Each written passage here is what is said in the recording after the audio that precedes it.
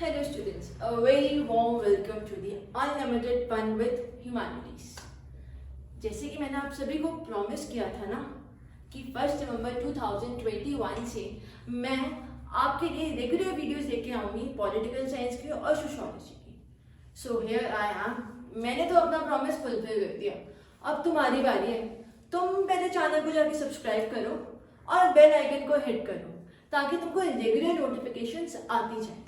और तुम बिल्कुल टेंशन मत लेना, तुम्हारे कॉन्सेप्ट्स क्लियर कराना मेरी रिस्पॉन्सिबिलिटी है।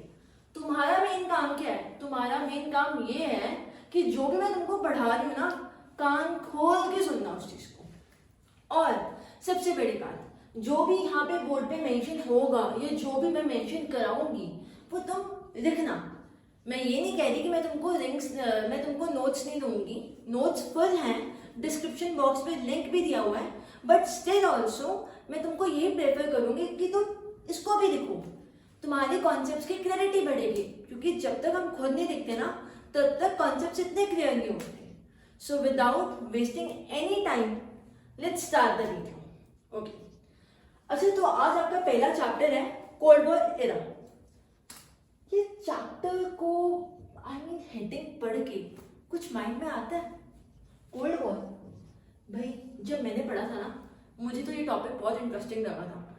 मेरे माइंड में एक ही चीज आई थी, अगर यार ठंडी वॉर होती है, अगर गर्म वॉर भी होती है, भाई हमने तो इतना सुना था कि झगड़ा होता है, वॉर होती है, तो अगर ठंडी वॉर भी होती है फिर गर्म भी तो होती होगी। अगर ये चीज आ रही है ना तो बिल्कुल परफेक्ट जा रहे हो, बिल्कुल परफेक्ट। सुनो, वॉर भी ना दो टाइप्स की होती है, एक होती है कोल्ड वॉर और दूसरी होती है हॉट वॉर। अब ध्यान से सुनो, कोल्ड वॉर कौन सी होती है, हॉट वॉर कौन सी होती है, इसको समझना जरूरी है। और इसको मैं तुमको सिर्फ एक एग्जांपल के साथ क्लियर करूंगी। डेफिनेट सी बात है, चीजें क्लियर होंगी। एक एग्जांपल देते हैं। हर एक के घर में ना भाई बहन तो डेफिनेटली होते हैं, मेरे घर में भी हैं, तुम्हारे घर में भी होंगे, और उनके बीच में झगड़ा तो होता ही होगा। मेरे भाई बहन भी आपसे खुद लड़ते हैं, बहुत लड़ते हैं, तुम भी लड़ते होगे। अच्छा, लड़ाई होती होगी, आज टीवी मैं देखूंगी, नहीं आज मैं डोरेमोन देखूंगी, वो कहेगा नहीं मैं शिनचैन देखूंगा, ठीक है। या इस चीज पे होती होगी ये टॉय मेरा है, नहीं वो कहेगी नहीं ये टॉय मेरा है। फिर या तुम कह दो कुछ ऐसी स्टूपिड बातों से कि मम्मी मुझे ज्यादा प्यार करती है, वो कहेगा नहीं मम्मी मुझे ज्यादा प्यार करती है, यू आर नॉट डिजर्विंग वगैरह, ऐसा कुछ भी, ठीक है। ऐसी चीजों पे लड़ाई होती है। बट अगर जो तुम्हारी ये टेंशन है कि आज डोरेमोन मैं देखूंगा या आज शिनचैन मैं देखूंगा, अगर ये बढ़ जाए तो, मैं झगड़ा नहीं बोल रही प्लीज, मैं टेंशन बोल रही हूँ। अगर ये तुम्हारी टेंशन इतनी बढ़ जाए कि आपकी मम्मी को लग रहा है कि नहीं यार अब लड़ेंगे, ये अब पक्का एक दूसरे का सिर पाड़ेंगे, डेफिनेट सी बात है अब लड़ेंगे, आपकी मम्मी को लग रहा है नहीं अब लड़ेंगे अब लड़ेंगे अब लड़ेंगे अब लड़ेंगे, बट तुम लड़ नहीं रहे हो, तुम बिल्कुल नहीं लड़ रहे हो, तुम सिर्फ मुंह से ही बात कर रहे हो, तुम मुंह से ही एक दूसरे से वार्तालाप कर रहे हो, तुम धमकी दे रहे हो, हाँ हाँ हाँ हाँ, जैसे चौड़े नहीं होता बंदा वैसे कर रहे हैं, दे दे मुझे दे दे, वो कह दे नहीं मुझे दे दे, तू कर दे नहीं तो मैं तेरे को ये कर दूंगा, तू वो कर दे नहीं तो मैं ये कर दूंगा। सिर्फ तुम मुंह से बात कर रहे हो, तुमने अटैक नहीं किया, तुमने रिमोट उठा के उसके मुंह पे नहीं मारा या उसने तुम्हारा कॉलर नहीं पकड़ा।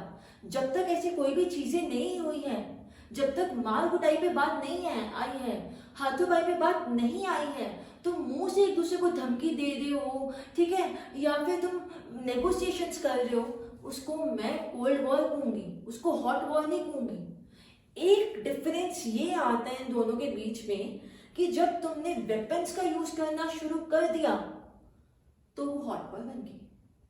बट जब तक तुम मुंह से बातें कर रहे हो ना, मुंह से धमकियां भी दे रहे हो ना, that is the cold war.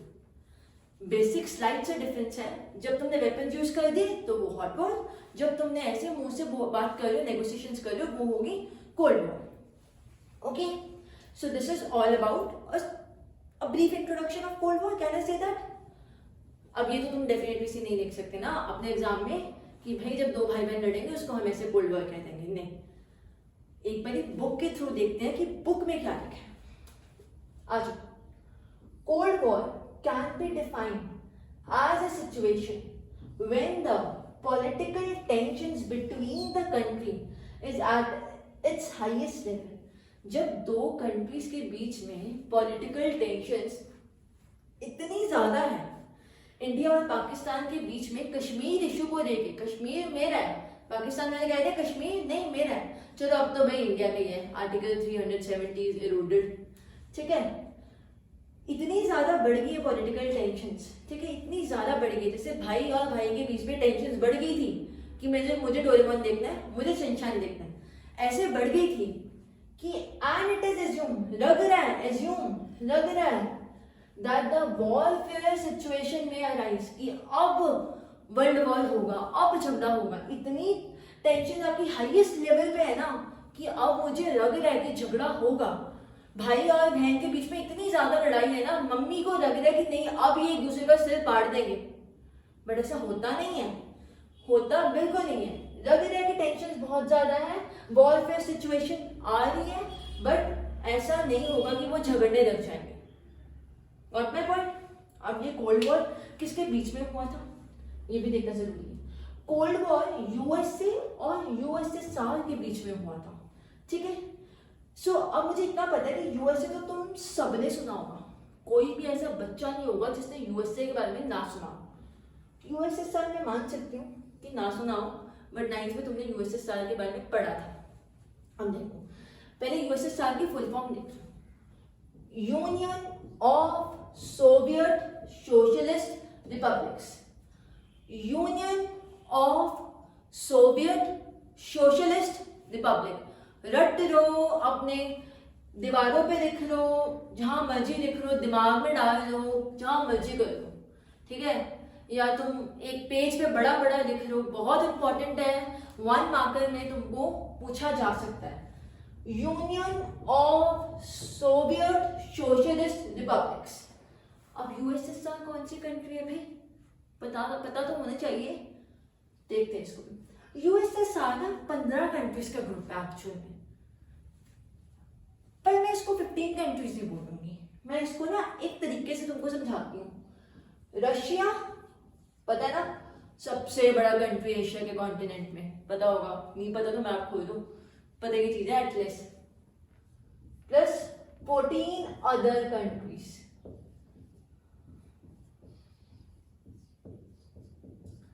Russia और साथ में 14 दूसरी कंट्रीज ना इस यूएसएसआर को बनाती हैं। अब मैं इसको ऐसे भी तो देख सकती हूँ 15 कंट्रीज, हाँ 15 कंट्रीज ही है। मैंने सेग्रीगेट इसलिए किया क्योंकि मैं तुमको बता सकूं कि रशिया हेड है इन 14 कंट्रीज का। जैसे तुम्हारे क्लास में 30 बच्चे हैं, उन्हीं में से एक बच्चा जो है मॉनिटर होता है, सपोज उसका नाम लगा लेते हैं Bittu plus 29 other students makes 10th B, ठीक है। इसी तरह Russia which is the head of USSR plus 14 other countries makes USSR, है ना सिंपल। अगर इन चीजों में कोई भी डाउट है ना तो भाई बिना शाय किए हुए ना कमेंट बॉक्स में कमेंट डाल दो, मैं तुमको दोबारा ये टॉपिक एक्सप्लेन कर दूंगी, बट कॉन्सेप्ट्स क्लियर होने चाहिए, वो बहुत जरूरी है प्लीज। पता लग गया कोल्ड वॉर क्या होता है, जब लग रहा है कि झगड़ा होगा, पॉलिटिकल टेंशन बहुत ज्यादा है, तब भी झगड़ा नहीं हो रहा, इसको हम कहेंगे कोल्ड वॉर। किसके बीच में हुआ था, यूएसए और यूएसएसआर के बीच में हुआ था। हर चीज की एक हिस्ट्री होती है, बहुत जरूरी होती है जानना। अब कोल्ड वॉर की भी कोई हिस्ट्री है, अब इस हिस्ट्री के ऊपर जरा हम लाइट डालते हैं, पता लगेगा कि क्या हिस्ट्री है। आपको पता है हमारे यहाँ पे ना वर्ल्ड में एक हुई थी वर्ल्ड वॉर 1 और दूसरी हुई थी वर्ल्ड वॉर 2। वर्ल्ड वॉर 1 जो थी ना कब हुई थी बताना, 2 मिनट बताओ, इतने बड़े हो गए, 9th में पढ़ा होगा हिस्ट्री के अंदर, कमेंट करो जरा। मैं से क्या बोल रही हूँ दिखा ही होगा, देख लोगे तो, बहुत सियाने बच्चे हो तुम लोग। वर्ल्ड वॉर 1 जो हुई थी ना वो 1914 से 1918 के बीच में हुई थी, और जो वर्ल्ड वॉर 2 थी ना वो तुम्हारी वो 1939 से 1945 के बीच में हुई थी। इसके बारे में यार इतना नहीं पढ़ना, आई मस्ट नो रिकमेंड नहीं हो कि इसके बारे में मत पढ़ो मत पढ़ो मत पढ़ो, एंड मत पढ़ो। क्यों मत पढ़ो? क्योंकि इतनी इम्पोर्टेंस नहीं है। अगर किसको इंटरेस्ट है ना, कीड़ा है ना पढ़ने का, गूगल खोलो, सब मिल जाएगा। यहाँ पे ट्रेसेस शुरू होते हैं वर्ल्ड वॉर 2 के, जहाँ पे कोल्ड वॉर के बारे में आपको पता लगेगा। तो ये याद रखना, बस इतना याद रखना जरूरी है कि वर्ल्ड वॉर 1 कब हुआ था, 1914 से 1918 तक, और जो वर्ल्ड वॉर 2 है वो 1939 से 1945 के बीच में हुआ था। लड़ाई हमेशा 2 या 2 से ज्यादा लोगों के बीच में होती है। इधर भी 2 गैंग्स थे, एक था आपकी अलाइड फोर्सेस, दूसरी थी आपकी एक्सिस पावर। एक गैंग का नाम अलाइड फोर्सेस, एक गैंग का नाम एक्सिस पावर। इस गैंग के अंदर कौन से बंदे थे देखना बहुत जरूरी है। फ्रांस, ब्रिटेन, यूएसएसआर, जिसको हम सोवियत यूनियन भी कहते हैं,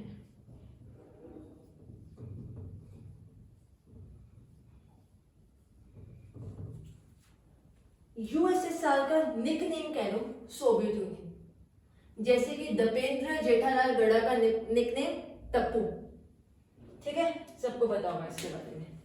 एंड यूएसए। तो अलाइड फोर्सेस में कौन सी 4 कंट्रीज हैं?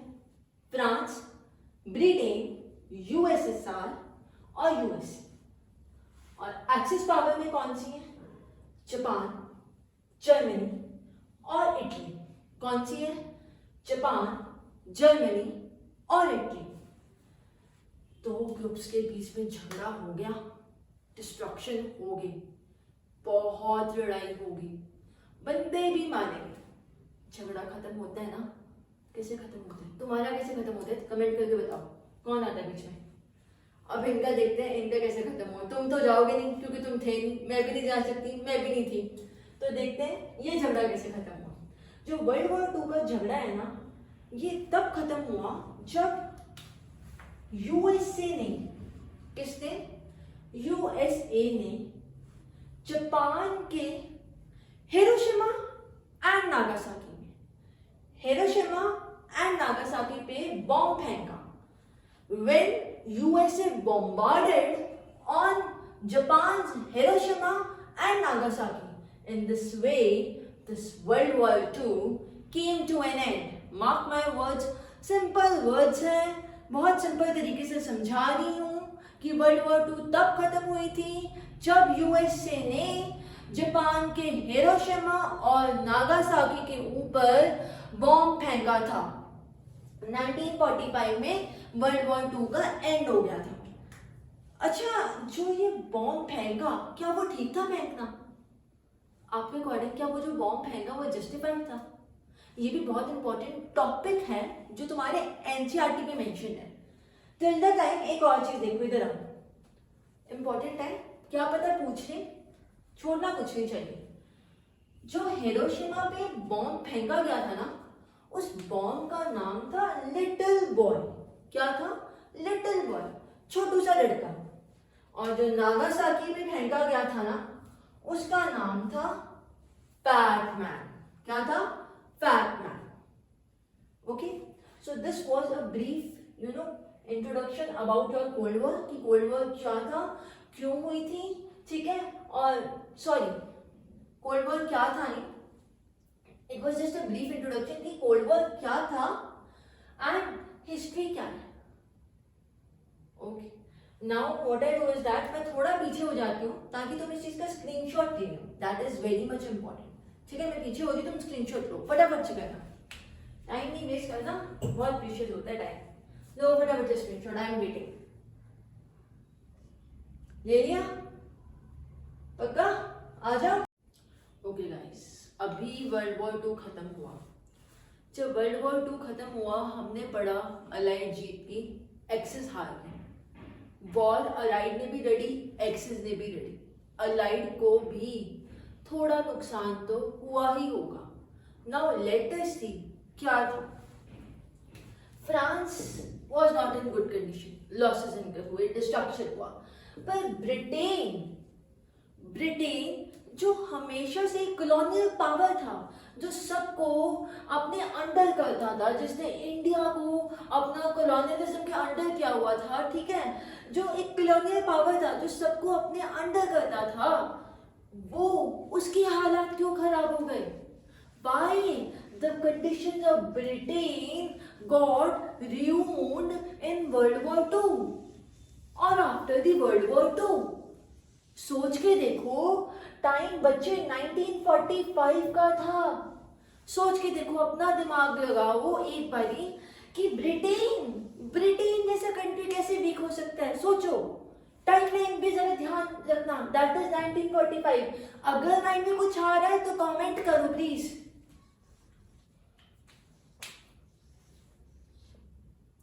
ओके, मिलके सोचते कुछ रास्ता निकलेगा। 1945 का टाइम था, 1947 में इंडिया को इंडिपेंडेंस मिल गई थी, तो 45 में ही preparations started to begin to gain independence. India ने जोरों शोरों से तैयारी कर दी थी इंडिपेंडेंस मांगने की, ठीक है। वहां से मुस्लिम्स डिमांडेड सेपरेट पाकिस्तान। 57 में ऑलरेडी एक 1857 में ऑलरेडी एक रिवोल्ट हुआ था, जब इंडिया पहली बारी बगावत पे उतरा था, तो ब्रिटिशर्स को याद है कि उनका क्या हालत हुई थी। 1947 इंडिपेंडेंस का टाइम आ रहा है, डर ये था कि इंडिया भी बगावत पे ना उतर जाए फिर से, ऊपर से वर्ल्ड वॉर 2 भी हो रही थी, ठीक है। इंडिया इंडिपेंडेंस मांग रही थी, ऊपर से वर्ल्ड वॉर 2 हो गई, तो ब्रिटेन की हालत तो अब पे खराब होगी। खुद सोचो। अब देखते हैं यूएसएसआर और USA, they were pretty quite much stable. सिर्फ यही दो कंट्रीज थी जो सिर्फ स्टेबल थी।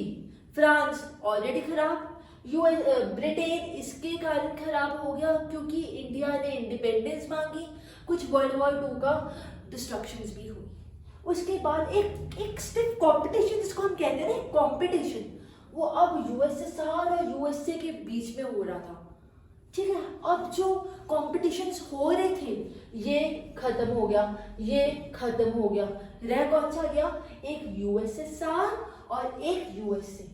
अब कंपटीशन शुरू हुआ यूएसएसआर और यूएसए के बीच में। जो टेंशन्स, जो कॉन्फ्लिक्ट्स हमको यूएसएसआर और यूएसए के बीच में दिख रहे थे, उसी को ही हम कोल्ड वॉर कहेंगे। That is called cold war. क्या? जो भी conflicts, tensions between USSR and USA, that's it. ये थी इनकी हालत। अब एक और चीज यहाँ पे मैंने कुछ लिखा है कि was the action of USA justified? कौन सा एक्शन भाई? जो वो एक्शन जहां पे इन्होंने हिरोशिमा एंड नागासाकी पे बॉम्बार्डिंग की वर्ल्ड वॉर 2 खत्म करने के लिए, क्या वो जस्टिफाइड था? व्यू पॉइंट्स को दो पार्ट में डिवाइड किया। कुछ जो कहते थे जस्टिफाइड था उसका फेवर पे, जो कुछ कहते थे नहीं था वो अगेंस्ट। कुछ लोग कह रहे थे भाई जो यूएसए ने काम किया ना वो 100% करेक्ट है। क्यों? क्योंकि वर्ल्ड वॉर 2 के टाइम पूरे वर्ल्ड में तबाही हो रही थी, डिस्ट्रक्शन हो रहा था। उस डिस्ट्रक्शन को रोकने के लिए जरूरी था कि यूएसए जापान पर अटैक करे। बट जो अगेंस्ट, जो लोग इस एक्शन के अगेंस्ट थे, उन्होंने बोला यूएसए गलत था। क्यों? क्योंकि जापान तो ऑलरेडी अपने आप को सरेंडर करने लगा था। Japan was about to surrender itself to USA. Japan तो अपने आप को सरेंडर करने लग गया था। फिर क्यों यूएसए ने बॉम्ब फोड़ा?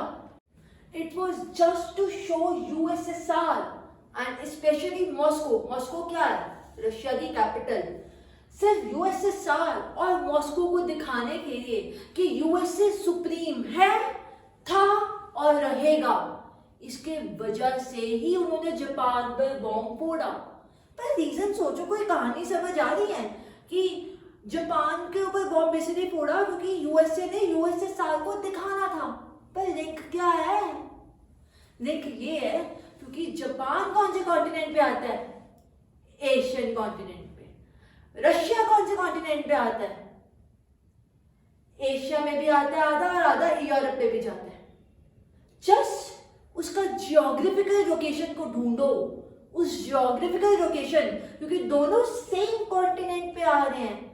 इसी चीज को सिर्फ दिखाने के लिए, यूएसएसआर को दिखाने के लिए यूएसए ने बॉम्ब फोड़ा। किसके ऊपर? हिरोशिमा और नागासाकी के ऊपर। ये क्रिटिक्स का व्यू पॉइंट था, ये जो लोग अगेंस्ट थे वो उनका व्यू पॉइंट था। अब क्या होता है इस इंसिडेंट के बाद? सिर्फ जहां पे दो मेन पावर्स रहेगी, कौन कौन सी? नोट डाउन कर लो इस चीज को।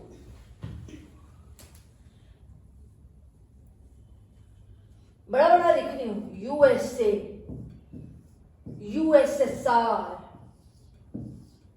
वर्ल्ड वॉर 2 के बाद जब इसकी हालत खराब, फ्रांस की, ब्रिटेन की खराब, तो सामने कौन सा पावर ग्रुप उभर के आ रहा है? एक यूएसए और एक यूएसएसआर। अब competition, power struggle, tensions, conflicts USA and USSR के बीच में हुए। अब इन्होंने अपने अलायंसेस बनाने शुरू कर दिए। अलायंसेस का मतलब फ्रेंड्स, अपने दूसरे कंट्रीज को फ्रेंड्स बनाना शुरू कर दिया। जो कंट्रीज यूएसए को फेवर करते थे और जो कंट्रीज यूएसएसआर को फेवर करते थे। इस तरह world got divided into two power blocks. इससे हमें क्या पता लग रहा है? इससे हमें ये पता लगा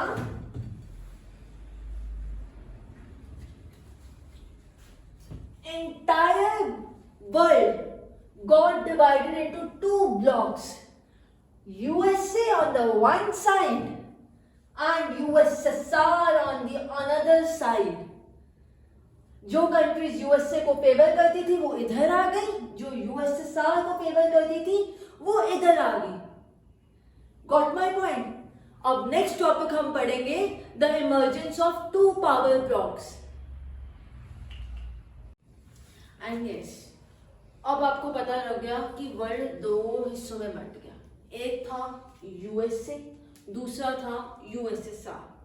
ठीक है, now the world got divided into two blocks. कुछ कंट्रीज यूएसए को फेवर कर रही थी और कुछ कंट्रीज यूएसएसआर को फेवर कर रही थी। ठीक है, अब देखते हैं यूएसए और यूएसएसआर दोनों की आइडियोलॉजीज में ना काफी फर्क था। काफी कुछ फर्क के बारे में देखते हैं और आगे पता लगते जाएगा क्लियर। जो आपका यूएसएसए था ना, वो ना कैपिटलिज्म को फॉलो करता था। ठीक है, वो कैपिटलिस्ट आइडियोलॉजी को फॉलो करता था। ठीक है, और जो यूएसएसआर था ना, वो कम्युनिस्ट आइडियोलॉजी को फॉलो करता था। अब भाई ये है क्या कैपिटलिस्ट कम्युनिज्म? अब कैपिटलिस्ट क्या है वो देखते हैं। एक होता है काम जो तुम प्रॉफिट मोटिव के लिए कर रहे हो, ठीक है। एक होता है काम जो तुम लोगों की भलाई के लिए कर रहे हो, सोशल वेलफेयर के लिए कर रहे हो। जो काम तुम प्रॉफिट मोटिव के लिए कर रहे हो, जिसमें तुम्हें प्रॉफिट का ज्यादा मोह है, लालच है, तो उस चीज को हम कहेंगे कैपिटलिस्ट इकोनॉमी। मतलब कि कहीं ना कहीं तुम अपने प्रॉफिट के बारे में ज्यादा सोच रहे हो। बट सोशलिज्म, जहाँ पे सोशल वेलफेयर का कॉन्सेप्ट आ जाता है। कम्युनिज्म, सोशलिज्म एक ही बात है, थोड़ा सा अंतर होगा, बट वो चीज आप सोशियोलॉजी में डेप्थ में पढ़ेंगे, अभी जानने की कोई जरूरत नहीं है। तो कम्युनिज्म में हम ये कह सकते हैं कि जहाँ पे प्रॉफिट मोटिव काम नहीं है तुम्हारा मेन काम है लोगों की वेलफेयर करना। अब तुम लोगों की वेलफेयर कैसे कर सकते हो, जब नेचुरल सी बातें हैं कि तुम प्रॉफिट जो मार्जिन है कोई भी चीज में वो कम से कम रखो, जीरो लेवल पे रखो, तब तुम जाके वेलफेयर कर सकते हो। ठीक है, और सोशल कैपिटलिज्म में ना कहीं ना गवर्नेंस जो होती है ना वो डेमोक्रेटिक होती है। ठीक है, and property is own privately. सबसे बड़ी बात, जब तुम कम्युनिज्म करते हो ना, वहां पे तुम प्रॉपर्टी जो है वो प्राइवेटली ओन नहीं कर सकते, क्योंकि सब कुछ याद रखना, सब कुछ गवर्नमेंट का है। Each and everything is of government. ठीक है, तो इसमें तुम प्राइवेट प्रॉपर्टी नहीं ओन कर सकते। एंड सबसे बड़ी बात, यहाँ पे ये चीजें मोस्टली ना डेमोक्रेटिक कंट्री में फॉलो की जाती है। क्या इसका मतलब ये है कि ये नॉन डेमोक्रेटिक गवर्नमेंट कंट्रीज में फॉलो की जाती है कम्युनिज्म? काफी हद तक हाँ भी। यहाँ पे ना वर्ड डेमोक्रेसी का कहने का मतलब समझो, मतलब ये है कि यहाँ पे जो गवर्नमेंट की इंटरफेरेंस है ना वो बिल्कुल कम से कम है। वो कितनी है? कम से कम है। ठीक है, मतलब कि लिबरल फॉर्म ऑफ गवर्नमेंट है, रिस्ट्रिक्शंस नहीं लगाती गवर्नमेंट, तुमने जैसा ट्रेड करना है ना करो, लाइसेंसिंग वगैरह कुछ नहीं है इसके अंदर कैपिटलिज्म में। और प्रॉपर्टी मैंने तुम्हें बता दिया प्राइवेट भी ओन कर सकते हैं। अब यहाँ पे तुमको पता है कि ये जो गवर्नमेंट सिस्टम है ना ये टोटली इटालियन है। ठीक है, अब यहाँ पे इसको पॉलिसी ऑफ वेस्ट क्यों कहा जाता है और इसको पॉलिसी ऑफ ईस्ट क्यों कहा जाता है? तुमने मैप देखा कभी? वर्ल्ड मैप, यूएसए वेस्ट की तरफ पड़ता है। ठीक है, इसीलिए इसको पॉलिसी ऑफ वेस्ट बोला गया। और सबसे बड़ी बात, सभी के सभी जो वेस्टर्न कंट्रीज है ना जो यूएसए को फेवर करती हैं वो भी कैपिटलिज्म फॉलो करती हैं। और इसको पॉलिसी ऑफ ईस्ट इसीलिए बोला गया क्योंकि जो यूएसएसआर है उसकी लोकेशन ईस्ट में है और ईस्टर्न कंट्रीज मोस्टली ये आइडियोलॉजी को फॉलो करती है, कम्युनिस्ट आइडियोलॉजी को। यहाँ पे मैंने तुमको बताया फ्री मार्केट है, मतलब कि लाइसेंसिंग जो है वो नहीं है इतनी। ठीक है, licensing LICENSING, zero licensing is there. ठीक है, जीरो ना को बट इतना कह दो कि लाइसेंसिंग कम है। रिस्ट्रिक्शंस RESTRICTIONS, मैं स्पेलिंग इसीलिए बोल देती हूँ because my handwriting is not so much good. Restrictions कम है। यहाँ पे स्टेट कंट्रोल्ड इकोनॉमी है, यहाँ पे सब कुछ स्टेट कंट्रोल करेगी। स्टेट मतलब government, state means government. Okay, यहाँ पे सब कुछ स्टेट कंट्रोल करेगी। प्राइवेट इंडिविजुअल्स के हाथ में कुछ नहीं है। इनफैक्ट जहाँ पे तुम रहते हो ना, मोस्ट इंपॉर्टेंटली वो भी स्टेट का घर होता है। ठीक है, that is also owned by state. सीधा कहे तो यहाँ पे तुम स्टेट के गुलाम हो। यहाँ पे अगर तुमको सांस लेना भी है ना तो भी तुमको स्टेट को पूछना पड़ेगा। तो ये आइडियोलॉजी कौन फॉलो करता है? यहाँ पे लिखा हुआ है यूएसएसआर। कौन? I am again writing that ताकि तुमको दिक्कत ना हो। यूएसएसआर। और ये आइडियोलॉजी कौन फॉलो करता है? Capitalism, USA. दैट्स इट, इसको याद रखना। यूएसए और जो कंट्रीज उसको यूएसए को फेवर करेंगी उसको क्या कहेंगे? वो कैपिटलिज्म फॉलो करेगी। और जो कंट्रीज यूएसएसआर को फॉलो करती हैं वो कम्युनिज्म को फॉलो करेंगी। अब जैसे कि मैंने तुमको बताया कि जो पूरा वर्ल्ड था ना वो दो ब्लॉक्स में बट गया था, एक यूएसए की टीम और एक यूएसएसआर की टीम। अब जो कंट्रीज यूएसए को फेवर करते थे ना उसको हम वेस्टर्न अलायंस बोलते थे। क्यों? बिकॉज यूएसए की जो लोकेशन है ना मैप में देखना वो वेस्ट में पड़ती है। तो जो कंट्रीज उनको फेवर करती थी यूएसए को उसको हम वेस्टर्न अलायंस बोलेंगे। यूएसएसआर जिसकी लोकेशन ईस्ट में पड़ती है, look at the map please, you will get to know. World map को खोलो, एटलीस्ट के दर्शन करो, तब आपको पता लग जाएगा। अब जो कंट्रीज यूएसएसआर को फेवर करती थी ना उसको हम ईस्टर्न अलायंस कहेंगे।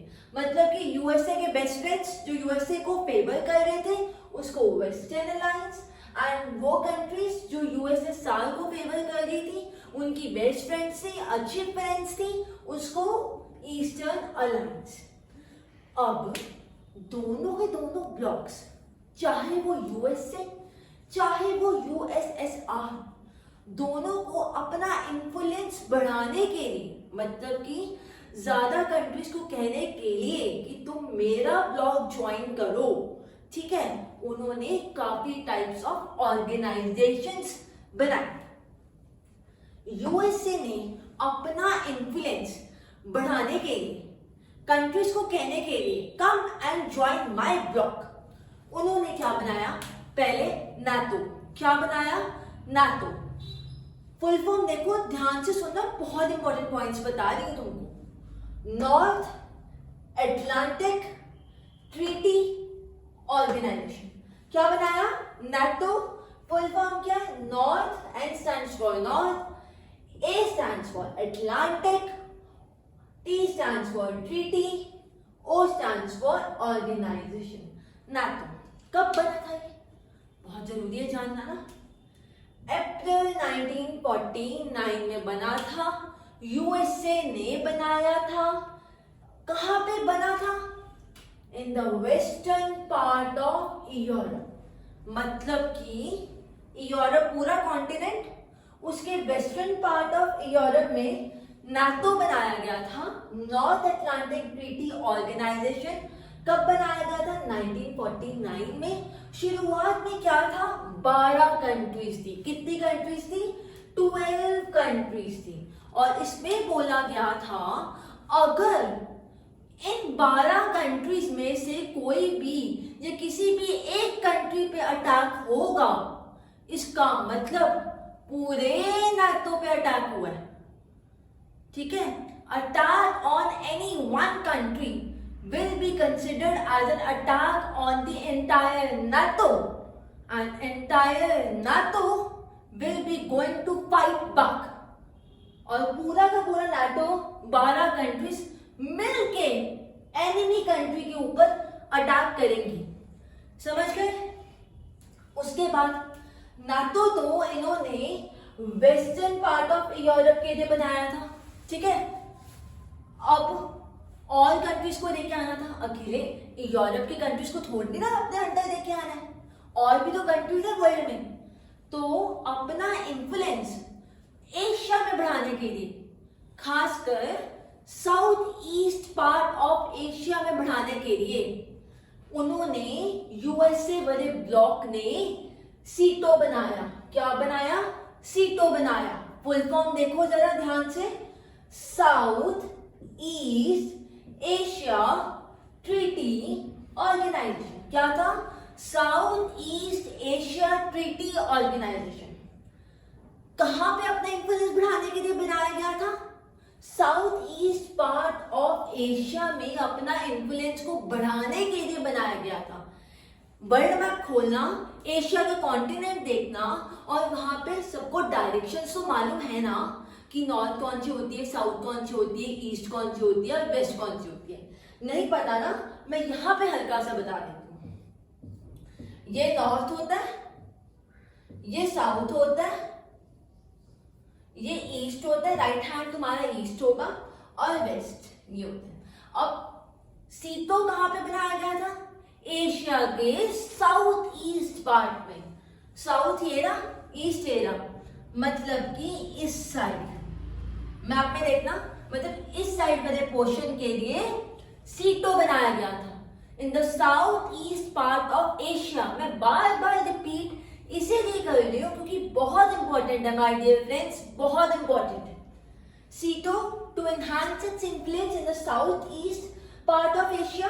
और सेंटो क्यों बनाया गया था, सेंटो भी यूएसए ने बनाया था। सेंटो की पहले फुल फॉर्म देखो, सेंट्रल ट्रीटी ऑर्गेनाइजेशन। क्या था, सेंट्रल ट्रीटी ऑर्गेनाइजेशन। सेंटो ये किसके लिए बनाया गया था, in the central part of Asia. Asia के सेंट्रल पार्ट में अपना इन्फ्लुएंस एनहांस करने के लिए सेंटो बनाया गया था, बीच वाला पार्ट, समझ गए, ठीक है। अब हम देखते हैं, ये तो था यूएसए ने ज्यादा से ज्यादा कंट्रीज को अपने इन्फ्लुएंस के अंडर लेके आने के लिए क्या क्या किया था? अब यूएसएसआर ने क्या किया वो देखते हैं। यूएसए ने किया तो यूएसएसआर चुप थोड़ा ना बैठेगा, वो भी तो कहेगा मैं थोड़ा ना कम हूं किसी से, मैं भी बनाऊंगा। तो अब यूएसएसआर इन्होंने क्या बनाया, इन्होंने इसका इन्फ्लुएंस कम करने के लिए नाटो का, सीटो का, सेंटो का, इन सभी का इन्फ्लुएंस कम करने के लिए वॉर्सो पैक्ट बनाया गया। क्या बनाया गया? वॉर्सो पैक्ट बनाया गया। किसने बनाया? यूएसएसआर ने, उफ, सोवियत यूनियन ने। ठीक है, Warsaw Pact was formed by USSR in 1955 to curtail the influence, curtail मतलब कि कम करना, to curtail the influence of USA and its allies, allies मतलब फ्रेंड्स जिन्होंने यूएसए को ज्वाइन किया हुआ था। पहला काम क्या किया, इन्होंने वॉर्सो पैक्ट बनाया। दूसरा काम क्या किया, इन्होंने अपने बढ़िया रिलेशंस बनाए। किन किन के साथ? वियतनाम। याद रखना माय डियर फ्रेंड्स, बच्चों, कि ये एशिया में है वियतनाम भी। भाई इतनी सुंदर एटलस होती है ना, खोल के देखो, उसके दर्शन करके देखो, वहां पे वियतनाम भी मिल जाएगा। कोरिया, ये भी एशिया में, और अफगानिस्तान, एशिया। इन सबके साथ बढ़िया रिलेशंस बनाए यूएसएसआर ने इसके इन्फ्लुएंस को कम करने के लिए। अब ये दो ब्लॉक्स आई होप क्लियर हो गए होंगे। अब मैं पीछे जाती हूँ थोड़ा ताकि तुम स्क्रीनशॉट खींचो। बहुत इंपॉर्टेंट पॉइंट है my dear friends. I am marking 3 stars. NATO, SEATO, CENTO, Warsaw Pact सब इंपॉर्टेंट है। मैं जा रही हूँ साइड पे, तुम खींचो स्क्रीनशॉट। दे दिया? Right now we have seen NATO बन गया, सीटो बन गया, सेंटो बन गया। किसने बनाया? यूएसए ने। और वॉर्सो पैक्ट यूएसएसआर ने बनाया। अब कभी ये चीज सोची है क्यों इन छोटी छोटी कंट्रीज ने बड़े पावर ब्लॉक्स को ज्वाइन किया, और क्यों इन बड़े पावर ब्लॉक्स ने, जिसको आप सुपर पावर्स कहते हो, उन्होंने अच्छे रिलेशंस बनाए छोटी कंट्रीज के साथ? देखो, जब तुम कहते हो कि फ्रेंड मेरा काम कर दे, तो कुछ फ्रेंड्स ऐसे भी होंगे जो तुमको कहेंगे ठीक है बहन, मैं तेरा काम कर दूंगी, पर बदले में मुझे तेरा वो पेन चाहिए जो बहुत सुंदर है। सिस्टर्स में ऐसा होता है यूजुअली, ठीक है, या आप सिबलिंग्स में लगा लो। अगर आपको अपने बहन को प्लीज मुझे एक गिलास पानी का दे दे, एक गिलास पानी का देके आ जाओ, मैं लेके आ जाऊंगी, बदले में रिमोट तो मुझे दे देना। होता है ना? होता है। सिमिलरली यहाँ पे भी था। स्मॉल कंट्रीज ने बिग कंट्रीज के साथ हाथ इसीलिए मिलाया क्योंकि उनके कुछ रीजंस थे, और बड़ी कंट्रीज ने छोटी कंट्रीज के साथ हाथ इसीलिए मिलाया क्योंकि उनके भी कुछ रीजंस थे। कहते हैं ना, एक हाथ ले और एक हाथ दे, तो वो चीज अब हम वो देखेंगे। अब by small countries join big countries, इसके रीजंस है मिलिट्री सपोर्ट। हम थर्ड से स्टार्ट करते हैं, थर्ड, सेकंड एंड फर्स्ट, ठीक है। अब यूएसए और यूएसएसआर जैसी बड़ी कंट्रीज के पास मिलिट्री कितनी बढ़िया होगी, कभी सोचा? तभी इतने दो पावर ब्लॉक्स बन गए हैं ना। मिलिट्री कितनी अटमोस्ट लेवल की होगी, ठीक है। तो इतने डेवलप्ड वेपन्स होंगे, इतने डेवलप्ड न्यूक्लियर मिसाइल्स होंगी, तो उन सभी चीजों की ट्रेनिंग लेने के लिए कहीं ना कहीं वो सारी चीजें लेने के लिए उन्होंने स्मॉल कंट्रीज ने बिग पावर ब्लॉक्स के साथ हाथ मिलाया। मिलिट्री सपोर्ट पहला। Second is financial support. पैसा चाहिए, छोटी छोटी कंट्रीज हैं और वो कहाँ सुपर पावर जिसके पास इतना ज्यादा पैसा है, तभी तो वो मिलिट्री में लगा रही है, तभी तो वो मिलिट्री पावरफुल है। तो कहीं ना कहीं छोटी कंट्रीज को पैसे चाहिए थे, इसीलिए उन्होंने बिग कंट्रीज को सपोर्ट, बिग कंट्रीज के साथ सपोर्ट लिया, ठीक है। And third, diplomatic support. ये तीन तो मेजर रीजंस थे।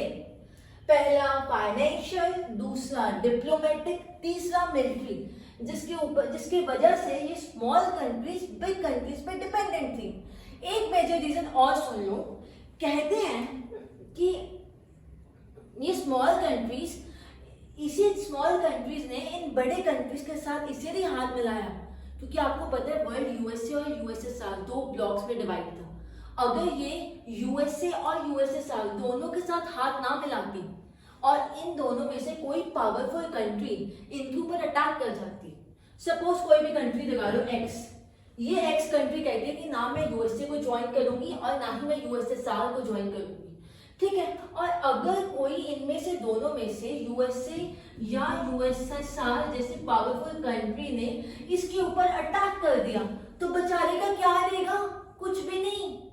तो इसीलिए अपने आप को प्रोटेक्ट करने के लिए भी एक्स कंट्री ने चूज किया कि वो चाहे यूएसए को ज्वाइन कर दे या चाहे यूएसएसआर को ज्वाइन कर दे। समझ गए? I hope it's very clear. अब रीजन आ जाओ कि क्यों क्यों ये बिग पावर ब्लॉक्स जो इतने पावरफुल थे इनको क्यों छोटी छोटी कंट्रीज के साथ रिलेशंस बनाने थे। सबसे इंपॉर्टेंट कुछ वाइटल रिसोर्सेज के लिए। अब कंपल्सरी नहीं है ना कि हर नेचुरल चीजें, ऑयल हो गया, ठीक है, या अदर मिनरल्स हो गए, ये बड़ी कंट्रीज के पास हो। ये तो जियोग्राफिकल लोकेशन पे डिपेंड करता है ना कि आपको कहाँ मिलेंगे, ठीक है। तो इसीलिए जहाँ वाइटल रिसोर्सेज जैसे कि ऑयल हो गया, मिनरल हो गया, नेचुरल गैस हो गए, इन रिसोर्सेज को लेने के लिए स्मॉलर कंट्रीज से इन्होंने अच्छे रिलेशंस बनाए स्मॉलर कंट्रीज के साथ। Second, to launch weapons and troops, कुछ न्यूक्लियर मिसाइल्स छोटी कंट्रीज से लॉन्च करने के लिए, ठीक है, और अपने मिलिट्री ट्रूप्स को, जो मिलिट्री के बंदे हैं, उनको वहां पे सेट करने के लिए, ठीक है, ताकि वो रेडी हो जाए अगर वॉरफेयर सिचुएशन होती है। उसके लिए उन्होंने अच्छे रिलेशन बनाए छोटे कंट्रीज के साथ। उनको लालच दिया कि हम तुमको मिलिट्री सपोर्ट देंगे, हम तुमको फाइनेंशियल सपोर्ट देंगे, या हम तुम्हारे साथ डिप्लोमेटिक रिलेशंस बढ़िया बनाएंगे। थर्ड पॉइंट, स्पाई करने के लिए, ताकि वो अपने एनिमी कंट्रीज के अगेंस्ट स्पाई कर सके। Fourth, economic support. अब भाई इकोनॉमिक सपोर्ट छोटे कंट्रीज कैसे बिग पावर्स को इकोनॉमिक सपोर्ट दे सकते हैं, सोचने वाली बात है ना। इसीलिए सोचा ये गया था कि जो स्मॉल कंट्रीज हो जाएंगी ना, स्मॉल कंट्रीज से हम मिलिट्री ट्रूप्स को पैसा दिलवाएंगे, ठीक है, economic support in this way कि वो मिलिट्री ट्रूप्स को जो वहां पे सेट की गई हैं वहां से उनको पैसा दिलवाएंगे। So here the first part of the chapter comes to an end. अब जो सोच रहे हैं ना कि मैंने क्यूबन मिसाइल क्राइसिस नहीं कराया, तो बच्चे आपसे थोड़ा ज़्यादा एक्सपीरियंस रखते हैं, तो उसके अकॉर्डिंग मेरा एक रीज़न था ना कराने का। मैं ये नहीं कह रही मैं तुमको कराऊंगी नहीं, मैं तुमको सेकेंड पार्ट ऑफ वीडियो में कराऊंगी, क्योंकि क्रोनोलॉजी बच्चे बहुत इंपॉर्टेंट होती है। अगर आप सीरीज में इवेंट्स को पढ़ोगे ना तो मजा आता है। क्यूबन मिसाइल क्राइसिस ना 1960s में है, ठीक है, बट अगर आपको अभी तक ये पता ही नहीं है कि वॉर्सापेट बन चुका है, नाटो बना, पहले नाटो बना, फिर वॉर्सापेट बना, फिर उसके बाद कुछ सीरीज ऑफ एक्टिविटीज हुई, उसके बाद फिर क्यूबन मिसाइल क्राइसिस आई ना।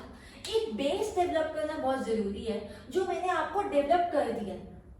अगर मैं सीधा क्यूबा के बारे में बताती ना तो वो समझ नहीं आता। एनसीईआरटी में टॉपिक, एनसीईआरटी की अभी एक दिक्कत ये आ रही है कि वो हायरार्की में टॉपिक नहीं चल रहा, वो बेसिस में नहीं चल रहा, वो क्रोनोलॉजी के अकॉर्डिंग नहीं सेट बैठ रहा। मैंने वही करने की कोशिश की है। ट्रस्ट मी स्टूडेंट्स, मैं आपका एक भी टॉपिक नहीं छोड़ूंगी। I know your future is very important and आपका फ्यूचर ना आपसे ज्यादा मेरे लिए इंपॉर्टेंट है। द टीचर की बहुत बड़ी रिस्पॉन्सिबिलिटी होती है। So don't worry. So till the time, goodbye. Take care. Best of luck.